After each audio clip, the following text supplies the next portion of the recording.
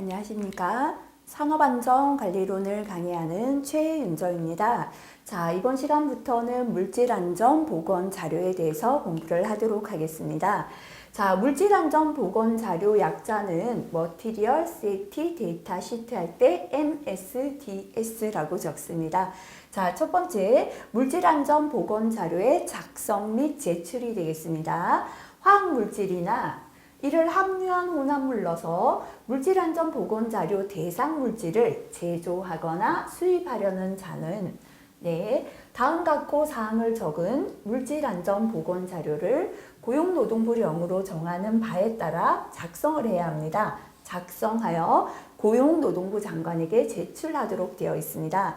이 경우 고용노동부 장관은 고용노동부령으로 물질안전보건자료의 기재사항이나 작성 방법을 정할 때 화학물질관리법이나 화학물질의 등록 및 평가 등에 의한 법률과 관련된 사항에 대해서는 환경부 장관과 협의하도록 되어 있습니다. 자, 물질안전보건자료에 적어야 하는 사항이 있고요. 자, 넘어가 보도록 하겠습니다. 물질안전보건자료 작성 항목이 있습니다. 우선 요거부터 보도록 할게요. 자, 물질안전보건자료 MSDS 데이터 시트 안에는 총 16가지 항목이 포함되어 있습니다. 자, 그렇다면 데이터 시트에 포함되어야 하는 16가지 항목이 뭔가? 그죠? 이거 기억해야 합니다. 이미 실기에는 여러 번이 16개 중에 몇 개를 괄호로 비우고 적으시오 이렇게 출제가 되었습니다. 자, 첫 번째는 화학 제품하고 회사에 관한 정보입니다. 예를 들어서 A 회사에서 만든 무슨 페인트다 이게 되겠다, 그죠? 자, 그래서 제품과 회사에 대한 정보가 되겠습니다. 두 번째는 구성하고 있는 성분의 명칭 및 함유량이 됩니다. A 회사에서 만든 무슨 페인트 안에는 신나가 10% 들었고, 예를 들어서 톨루엔이 0.5% 들었다. 예를 들어, 그죠? 이렇게 요 물질 안에 있는 구성 성분의 명칭 및 함유량이 들어갑니다.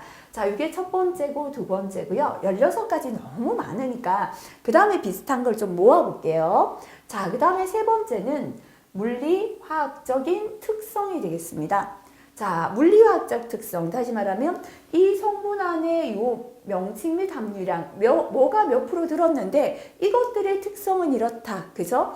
특성이 성격이잖아요. 특성에 해당되는 거 한번 모아볼게요. 자, 첫 번째 안정성, 반응성, 그죠? 특성에 해당되는 거. 자, 이런 물질하고는 안정적이지만 이런 물질하고는 반응한다, 그죠? 유해 위험성, 얼마나 유해하고 위험하다, 그죠? 자, 그 다음에 독성, 이것도 성격이잖아요. 독성. 자, 그 다음에 환경에는 어떠한 영향을 준다, 환경에 미치는 영향. 자, 그 다음에 이런 게 다 특성이죠, 그죠? 그 다음에 운송에 필요한 정보. 자, 요거는 특성에 넣어도 되겠고, 취급 방법에 넣어도 되겠네요. 그래서 특성에 관련된 거 묶어버렸습니다. 물리화학적 특성 안에요. 안정성, 반응성, 유해 위험성, 독성, 환경에 미치는 영향. 그죠? 요걸 묶었습니다. 자, 그 다음에는, 요 운송은 빼버렸고요. 자, 그 다음에 이러한 특성을 가졌기 때문에 이렇게 취급하고 저장하라. 취급 저장법이다. 그죠? 자, 그래서 취급 및 저장법 안에는 자, 그 운송에 필요한 정보. 그죠? 요런 거 들어가도 상관없겠죠. 이렇게 이제 취급 및 저장법 알려줬는데 행여나 그래도 사고가 난다면 어떻게 하라 가르쳐 줘야죠. 그래서 취급 및 저장법 다음에는 응급조치 요령 들어갈게요. 그죠? 대처법을 취급 및 저장법 다음에 다섯 번째에서는 대처법에 해당된 거 한번 묶어버릴게요. 첫 번째, 이렇게 취급 저장하라고 알려줬지만 사고가 난다면 어떡하라, 그죠? 첫 번째는 응급조치 요령이 들어갑니다, 그죠? 응급조치는 이렇게 하라. 만약에 폭발이나 화재가 난다면 이렇게 대처하라. 폭발, 화재 시 대처법, 그죠? 누출된다면 이렇게 대처하라. 누출, 사고 시 대처법, 그죠? 자, 그리고 노출되지 않도록 이런 보호구를 착용하라, 그죠? 노출 방지 및 개인 보호구. 요거는 전부 다 대처하는 방법이잖아요. 대처법에 묶어버리면 됩니다. 자, 그래서 이제 남았는 건 뭐냐면 아까 이렇게 다 대처법을 넣었다 그죠? 아, 취급 및 저장법에 요게 빠졌네요. 아까 취급 및 저장법에 운송에 필요한 정보 그죠? 요거 취급하고 저장하는 거죠. 폐기할 때 어떻게 알아? 함부로 버리면은 화재 폭발 나니까 이렇게 폐기하고 이렇게 운송하라. 이게 취급 및 저장법 포함되면 됩니다. 자, 이제 전부 다 들어갔잖아요. 그죠? 자, 이제 한 개가 남았는 건 뭐냐면 법적 규제입니다. 이물질은 하루에 얼마밖에 사용 못한다.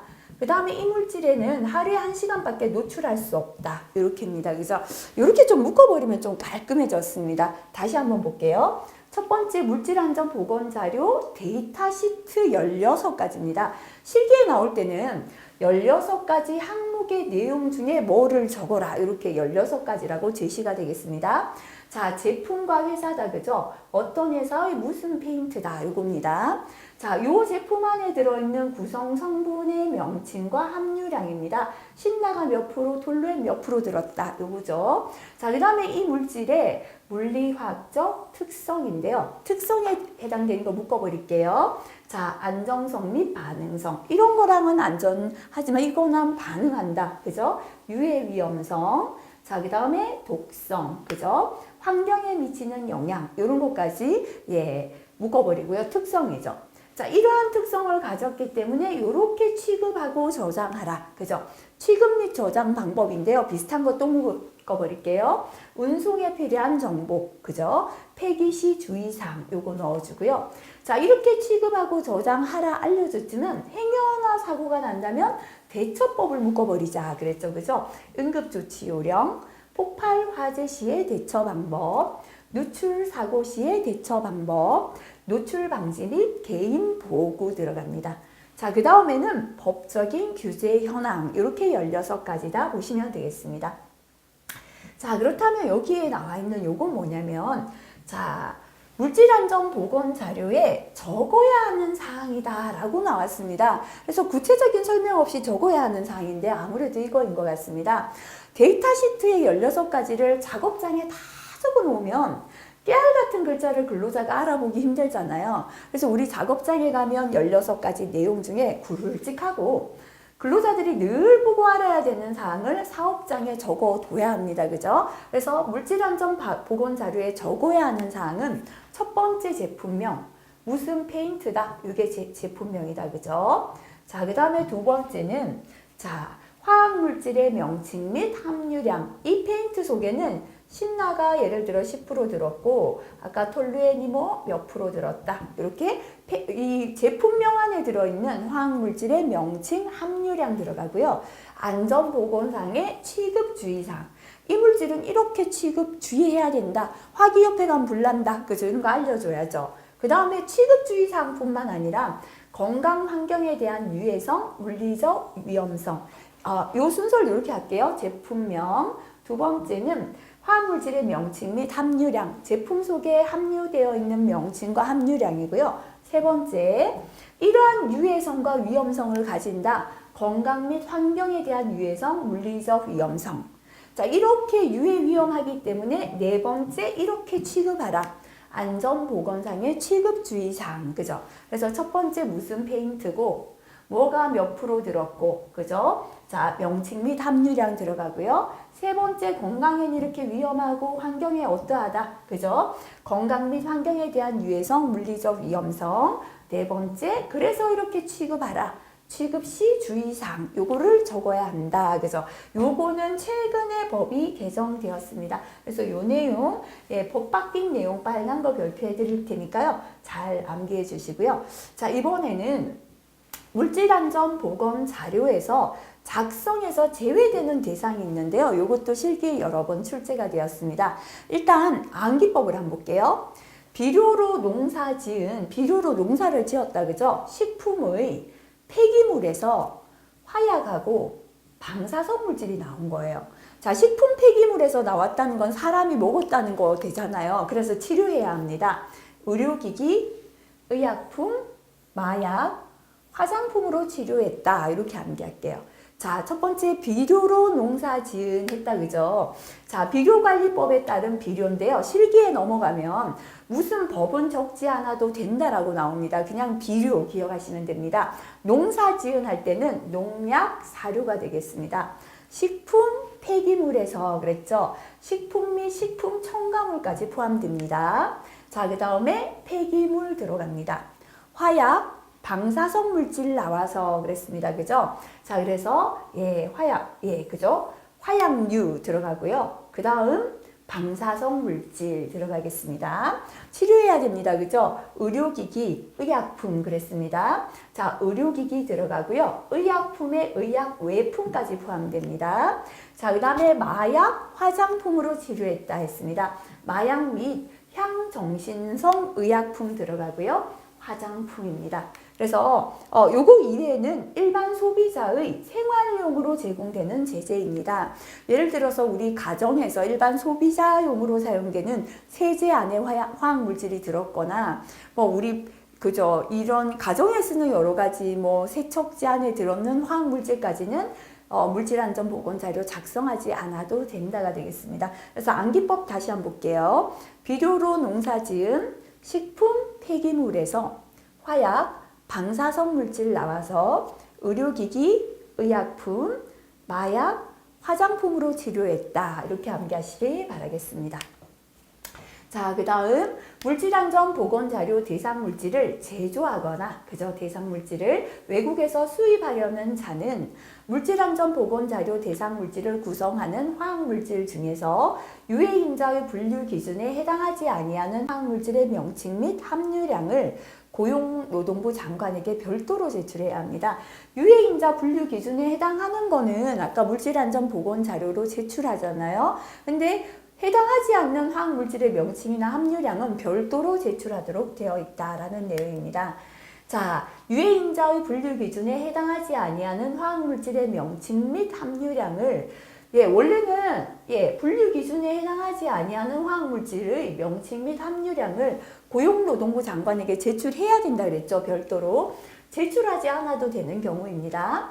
제출된 물질안전보건자료에 이미 제출했는 자료에 화학물질의 명칭 함유량이 전부 포함이 되어 있다면 굳이 별도로 낼 필요 없습니다. 물질안전보건자료 대상물질을 수입하려는 자가 물질안전보건자료 대상물질을 국외에서 제조하여 우리나라로 수출하려는 자로부터 물질안전보건자료에 적힌 화학물질 외에는 유해인자 분류 기준에 해당하는 화학물질이 없음을 확인하는 내용의 서류를 받아서 제출했는 경우 별도 제출 안 해도 된다라는 내용인데요. 이건 참고로 보시면 되겠습니다. 자, 물질안전보건자료 대상물질을 제조하거나 수입한 자는 물질안전보건자료에 적어야 하는 사항 앞에 있었죠. 그죠? 중 고용노동부령으로 정하는 사항이 변경되었을 때는 그 변경사항을 반영한 변경되었다면 변경을 반영한 물질안전보건자료를 제출해야 된다라는 내용이 되겠습니다. 자, 일단 지금까지 내용은 아까 적어야 하는 사항하고요. 데이터 시트 16가지를 작성해서 고용노동부 장관에게 제출하는 거였습니다. 이게 첫 번째였고요. 두 번째는 물질안전보건자료의 제공이 되겠습니다. 물질안전보건자료 대상물질을 양도나 제공하려는 자는 이를 양도받거나 제공받는 자에게 물질안전보건자료를 제공해야 합니다. 자, 예를 들어서 요거는 이제 아까 의약품 같은 경우 제외되었는데요. 우리가 약국에서 연고를 하나 사면 연고 박스 안에 연고만 들어있지 않고 종이가 말려 들어있죠. 그 안에 펴보면 요거는 뭐가 몇 프로 들었고 행여나 이 먹었다면 어떻게 하고 적혀 있잖아요. 자, 그거는 물질안전보건자료에서는 제외가 되지만 마찬가지라는 겁니다. 이렇게 대상물질을 내가 아까 그 페인트를 양도합니다. 그죠? 양도받는 사람한테 페인트만 넘겨주면 안 된다는 거죠. 물질안전보건자료 아까 데이터 시트 16가지 내용을 함께 양도 제공해야 된다라는 내용 되겠습니다. 그래야지만 물질을 양도받은 사람이 이 물질 안에 어떤 위험이 있고 어떻게 취급하고 그죠? 그런 위험을 알게 되겠죠. 그죠? 자, 두 번째, 물질안전보건자료 대상 물질을 제조하거나 수입한 자는 이를 양도받거나 제공받은 자에게 만약에 변경된 물질안전보건자료가 있다면 변경된 자료를 제공해야 합니다. 같은 사업주에게 같은 대상 화학물질을 2회 이상 계속하여 양도나 제공할 때는 해당 대상 화학물질에 대한 MSDS 변경이 없다면 2회 이후부터는 양도 제공을 생략할 수 있습니다. 그래서 지금 이 페인트를 똑같은 회사에서 계속해서 사가요. 계속 줄 필요는 없고 변경이 없다면 2번까지 제공하고 그 다음부터는 생략해도 괜찮다라는 내용이 되겠습니다. 자, 그 다음 물질안전보건자료 일부 비공개 승인이 되겠습니다.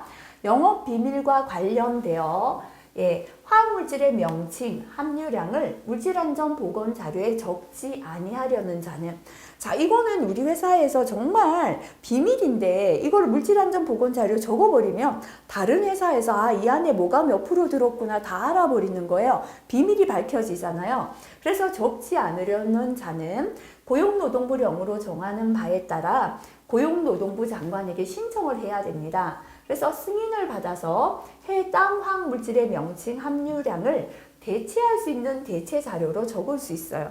그래서 이제 고용노동부에서만 알 수 있는 대체 자료로 적을 수 있다라는 겁니다. 다만 근로자에게 중대한 건강장애를 초래할 우려가 있는 화학물질로서 산업재해보상보험 예방심의위원회 심의를 거쳐서 고용노동부 장관이 정하여 고시하는 건 그러하지 아니하다. 근로자에게 중대한 건강장애를 초래할 우려가 있을 때는 안 된다라는 겁니다. 근로자도 보고 알아야 되기 때문에 아무리 영업 비밀일지라도 공개해야 된다라는 내용 되겠습니다. 두 번째, 고용노동부 장관은 승인 신청을 받은 경우 우리는 대체하는 자료로 넣겠다 이렇게 승인 신청을 받았을 때 고용노동부령으로 정하는 바에 따라 화학물질의 명칭이나 함유량의 대체 필요성, 대체 자료의 적합성, 물질안전보건자료 적정성 등을 검토하여 승인 여부를 결정하고 신청인에게 결과를 통보해야 합니다. 고용노동부 장관은 승인에 관한 기준을 산업재해보상보험 및 예방심의위원회 심의를 거쳐서 정하게 되어 있습니다. 자, 승인의 유효기간은 금방 그랬죠. 대체 자료를 넣는다 그랬다. 그죠? 이게 영업 비밀이라서 고용노동부에서만 알 수 있는 대체 자료로 넣겠습니다. 요 승인의 유효기간은 몇 년?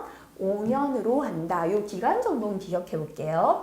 고용노동부 장관은 유효기간이 만료되는 경우에도 계속하여 대체 자료로 적으려는 자가 그 유효기간에 연장 승인을 신청하면 유효기간이 만료되는 다음 날부터 몇 년 단위, 역시나 5년 동안 승인 되잖아요. 5년 단위로 기간을 계속하여 연장 승인할 수 있습니다. 신청인은 승인 또는 연장 승인에 관한 결과에 대하여 고용노동부령으로 정하는 바에 따라 고용노동부 장관에게 이의 신청을 할 수가 있고요.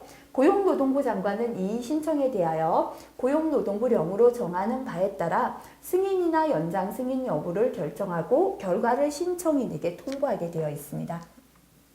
자, 고용노동부 장관은 다음 각호 어느 하나에 해당하는 경우에는 승인이나 연장 승인을 취소할 수 있습니다. 지금 승인이나 연장 승인은 뭐냐면 우리 회사의 비밀이기 때문에 대체 자료로 적겠습니다. 요거 승인 받았잖아요. 요걸 이제 취소하는 거죠. 그죠? 1의 경우에는 취소가 됩니다. 자, 항상 취소받는 건 전부 다 첫 번째 요거죠. 그래서 실기에서 뭐든 승인을 받았는 걸 취소한다 하면 이거 그냥 공통 적으셔도 됩니다. 그죠? 거짓이나 부정한 방법으로 승인이나 연장 승인 받은 거예요. 이럴 때 무조건 취소가 됩니다.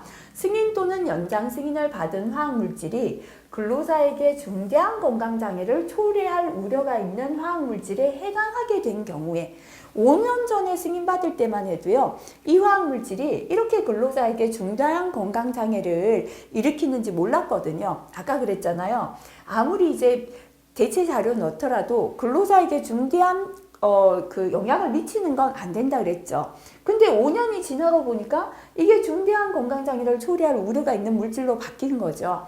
이럴 때는 취소가 된다라는 게 되겠습니다. 다음 각호의 어느 하나에 해당하는 자는 근로자의 안전 및 보건을 유지하거나 직업성 질환 발생 원인을 규명하기 위하여 근로자에게 중대한 건강장애가 발생하는 등 고용노동부령으로 정하는 경우에는 물질안전보건자료 대상 물질을 제조하거나 수입한 자에게 대체 자료로 적힌 화학물질의 명칭, 함유량 정보를 제공할 것을 요구할 수 있어요. 지금 분명히 이게 대체 자료로 적혀서 내가 이 안에 뭐가 몇 프로 들었는지 정확하게 알 수 없잖아요. 근데 이 대체 자료에 대한 부분을 정보를 달라고 요구할 수 있는 경우입니다. 그죠? 자, 요거 밑에 게 볼게요. 근로자와의 안전 보건을 유지, 직업성 질환 발생 원인 규명을 위하여 대체 자료를 제공할 것을 요구할 수 있는 자는 첫 번째 의사입니다. 근로자를 진료하는 의사, 그죠? 대체 이 근로자들이 왜 이렇게 아픈지 알기 위하여 대체 자료 보여달라 할 수 있고요.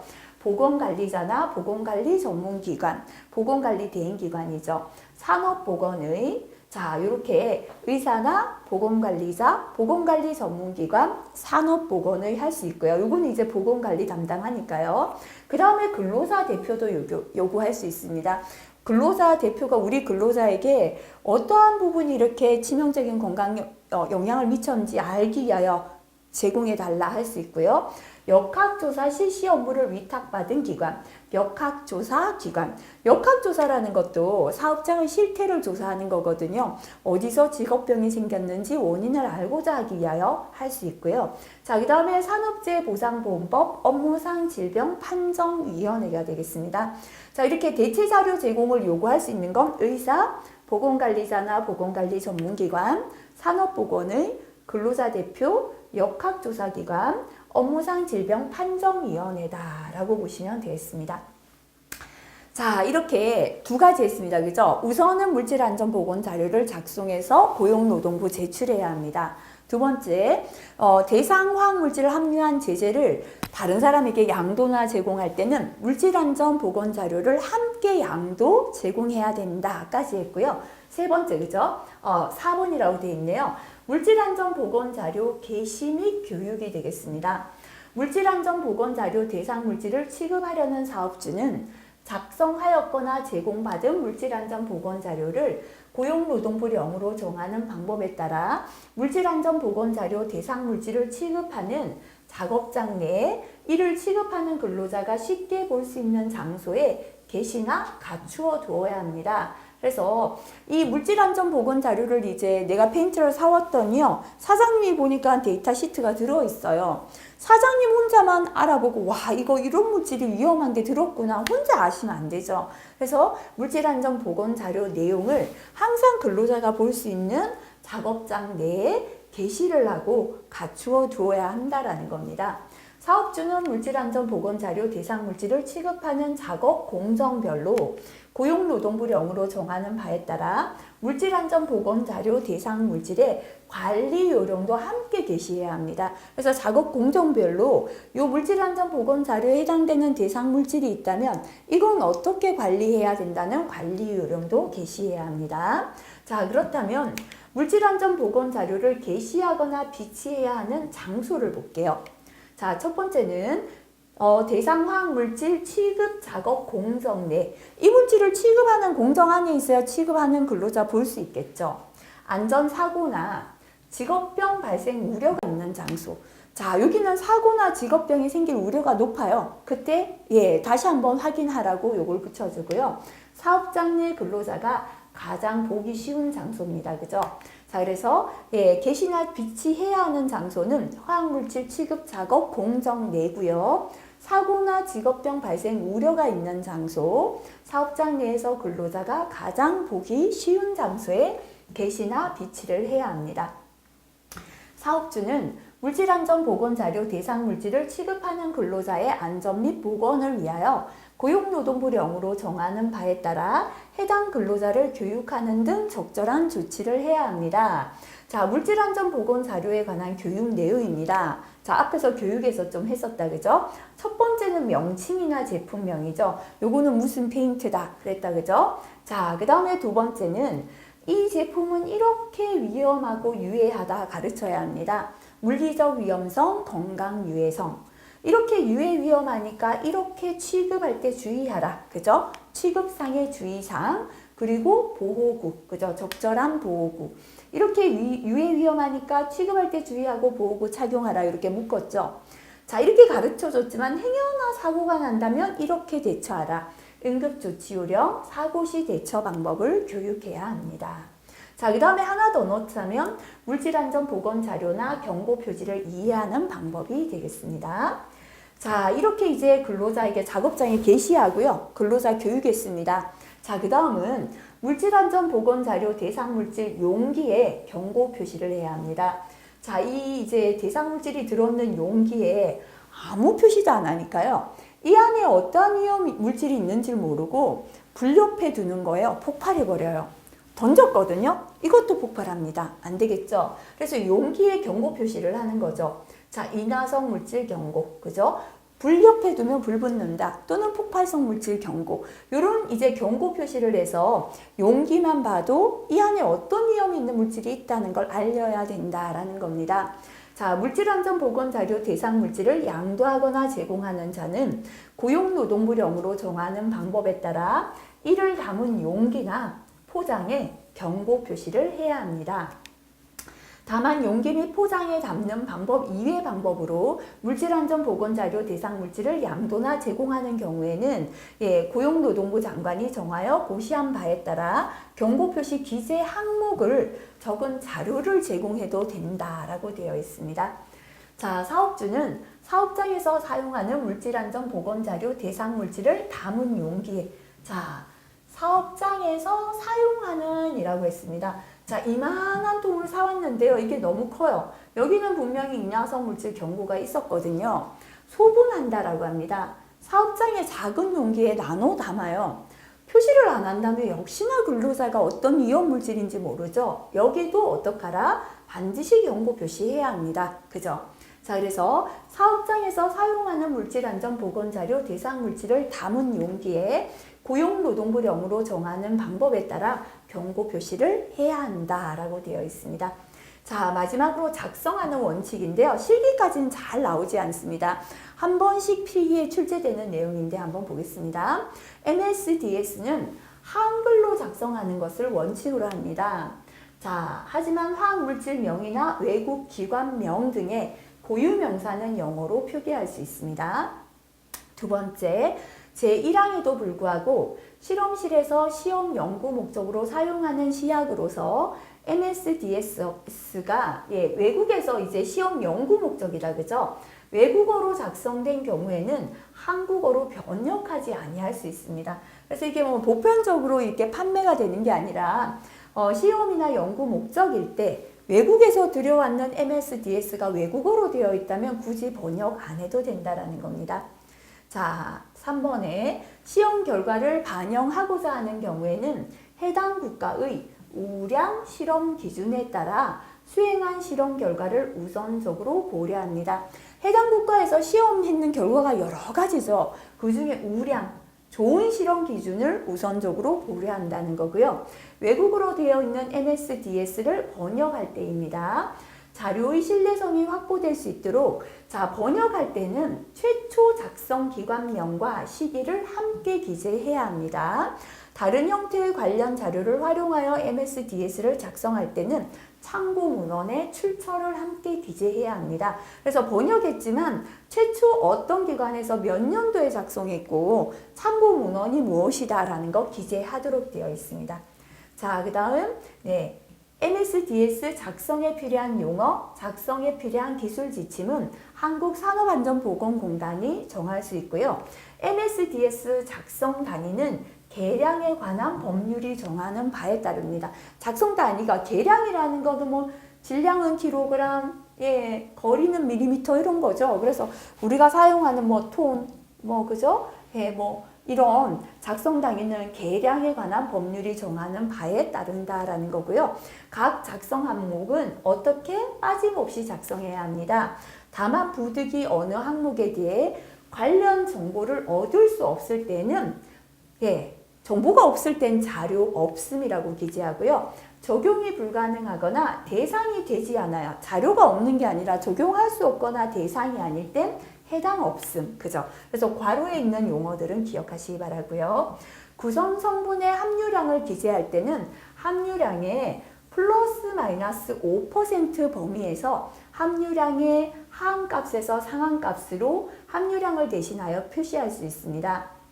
이 경우에 함유량이 5% 미만인 경우에는 하한값을 1%, 그죠? 자, 이상으로 표시합니다. 근데 발암성 물질이나 생식세포 변이 원성 물질은 0.1%, 호흡기 과민성 물질은 0.2%, 생식 독성은 0.3%로 표기합니다. 다시 말하면 함유량의 플러스 마이너스 5% 범위에서 하한값은 낮은 값, 상한값은 높은 값으로 나타내는데요. 낮은 값이 5% 미만이잖아요. 그럴 때는 하한값을 1%로 나타내요. 1% 이상으로. 근데 하지만 암을 일으키거나 생식세포 변이를 일으키거나 이런 건 0.1%, 그죠? 왜냐면 위험하기 때문에요. 호흡기 과민성 물질, 가스인 경우는 0.2%, 생식 독성은 0.3%로 표기한다라는 거고요. 사업주가 MSDS를 작성할 때는 취급 근로자 건강보호 목적에 맞도록 성실하게 작성해야 합니다. 자, 요 MSDS 부분도 최근 들어서 굉장히 그죠? 이 화학 물질에 대한 부분이 굉장히 조금 강화되고 있죠. 그래서 조금 상세하게 한번 살펴봤는데요. 시험에 나오는 주요한 내용은 핵심 요약에 있는 내용이다 보시면 되겠습니다. 그래서 앞에서 공부한 내용들은 전체적으로 물질안전보건 자료 제도가 우리나라에서 어떻게 시행이 되고 있구나라는 걸 이해하는 내용이고요. 시험에 앞서서는 요 핵심 요약에 있는 내용들 다시 한번 정리하시고 이번 시간 마무리하시면 되겠습니다. 이번 시간 역시나 시기까지 중요한 내용이었습니다. 다시 한번 정리하시기 바라겠습니다. 수고하셨습니다.